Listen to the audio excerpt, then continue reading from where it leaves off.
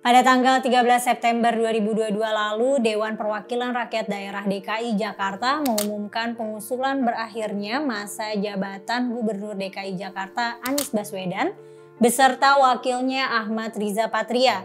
Simak ulasan selengkapnya bersama aku Mela hanya di Headline.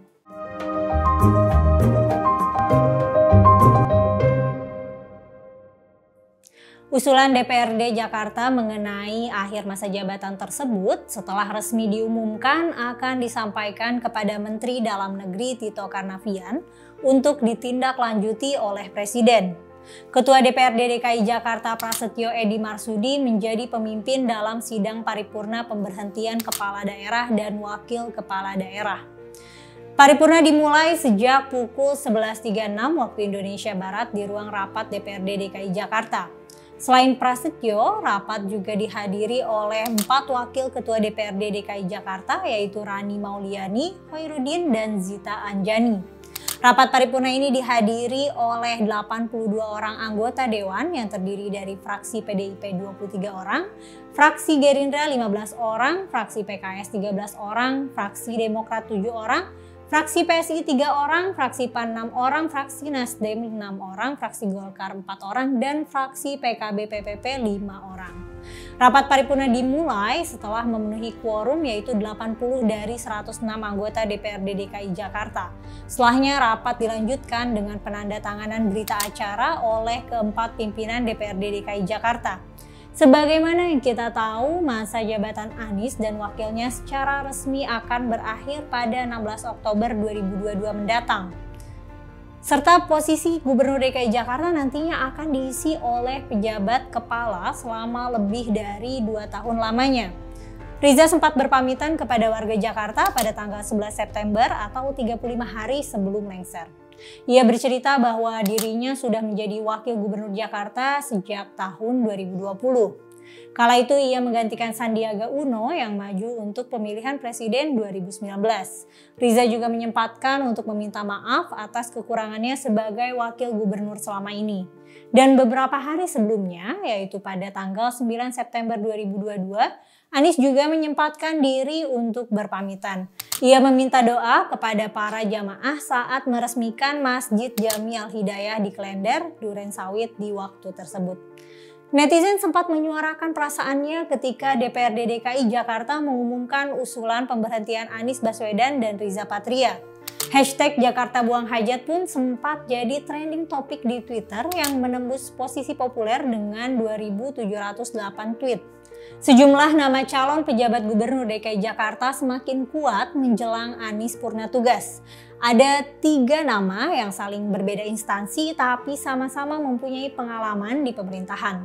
3 nama tersebut adalah Kepala Sekretariat Presiden Heru Budi Hartono, Sekretaris Daerah DKI Marula Matali, dan Dirjen Politik dan Pemerintah Umum Kemendagri Bahtiar. Heru Budi Hartono memang bukan orang asing di lingkungan Pemprov DKI Jakarta. Ia pernah menjabat sebagai Kepala Biro Kepala Daerah dan Kerjasama Luar Negeri Pemprov DKI sebelum menjadi Kepala Sekretariat Presiden. Heru pernah menjabat sebagai Wali Kota Jakarta Utara ketika Presiden Jokowi masih menjadi gubernur. Kemudian di era Ahok menjabat sebagai gubernur, Heru dipercaya menjadi Kepala Badan Pengelola Keuangan Aset Daerah. Kemudian ada Marula Matali yang menjabat sebagai Sekda DKI Jakarta. Ia juga pernah menjabat sebagai Asisten Sekda bidang ekonomi dan Wali Kota Jakarta Selatan pada tahun 2018 hingga 2021. Marula mempunyai pencapaian yang salah satunya adalah penghargaan masa kerja 15 tahun dari Gubernur Provinsi DKI Jakarta pada tahun 2011 dan penghargaan Satya Lancana Karya Satya KL1 dari Presiden RI di tahun 2012. Ia menjadi jagoan fraksi PDIP DPRD DKI karena Marula adalah pejabat eselon 1 di lingkungan Pemprov DKI. Dan yang terakhir adalah Bahtiar. Ia dilantik sebagai Dirjen Politik dan Pemerintahan Umum Kemendagri pada bulan Juli 2020 lalu. Sebelumnya Bahtiar menjabat sebagai Direktur Perundang-undangan Ditjen Polpum. Bahtiar juga pernah diberi tugas sebagai PJ Gubernur Kepulauan Riau pada bulan September 2020 lalu. Kementerian Dalam Negeri masih akan mengkaji 3 nama calon pejabat Gubernur DKI Jakarta yang telah diusulkan oleh DPRD Provinsi.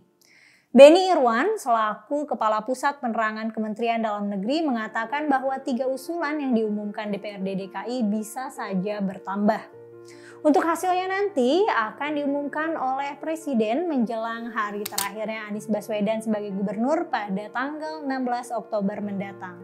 Adapun ada beberapa kriteria yang disyaratkan untuk menjadi PJ Gubernur Jakarta. Antara lain pejabat setara eselon 1, ASN yang berpangkat 4C dan memiliki kinerja baik dalam 3 tahun terakhir. Pejabat gubernur baru nantinya akan dievaluasi per 3 bulan sekali dengan masa jabatan maksimal 1 tahun. Namun bisa diperpanjang ataupun diganti sesuai dengan kinerjanya. Nah, itu dia tadi ulasan seputar usulan pemberhentian Anies Baswedan beserta wakilnya. Kalau menurut kamu siapa ya kira-kira yang akan menggantikan Anies? Coba tulis komentar kamu di kolom komentar ya. Dan jangan lupa juga untuk dukung terus channel Geolife dengan klik tombol subscribe dan nyalain lonceng notifikasi supaya nggak ketinggalan video terbaru dari kami. Like dan share video ini jika dirasa bermanfaat. Terima kasih sudah menonton sampai habis dan sampai jumpa lagi di headline selanjutnya.